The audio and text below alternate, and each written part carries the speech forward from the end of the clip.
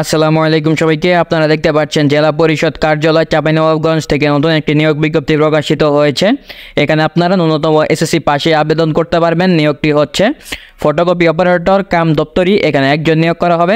বেতন নির্ধারণ করা হয়েছে 8,500 থেকে 20,570 টাকা বেতনে। এখানে আবেদন করতে আপনাদের কোনো শিক্ষিত বোর্ড হতে মাধ্যমিক স্কুল সার্টিফিকেট বা সমান পরীক্ষা উত্তীর্ণ, যার মানে এসএসসি পাশে এখানে আপনারা আবেদন করতে পারবেন এবং আপনাদের ফটোকপি মেশিন পরিচালনায় বাস্তব অভিজ্ঞতা থাকতে হবে।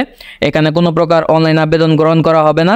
এখানে আবেদন করতে আবেদন ফর্ম ডাউনলোড করে সেটা ফিল আপ করে আপনাদের আবেদনটি করতে হবে। আবেদন ফর্মটি ডাউনলোড করতে আপনারা যে কোনো ব্রাউজারে গিয়ে লিখবেন zp-chapainawabganj.gov.bd।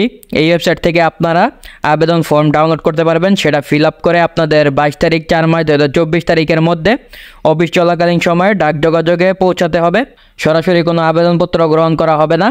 আবেদনপত্রের সাথে আপনাদের কী কী কাগজপত্র দাখিল করতে হবে সেগুলো হচ্ছে: সর্বপ্রথম আপনাদের আবেদনপত্রের সাথে ফটোকপি অপারেটর কাম দপ্তরি পদের জন্য 500 টাকা অফারের যোগ্য ব্যাংক ড্রাফট বা পে অর্ডার প্রধান নির্বাহী কর্মকর্তা জেলা পরিষদ চাঁপাইনবাবগঞ্জ বরাবরে জমা দিতে হবে।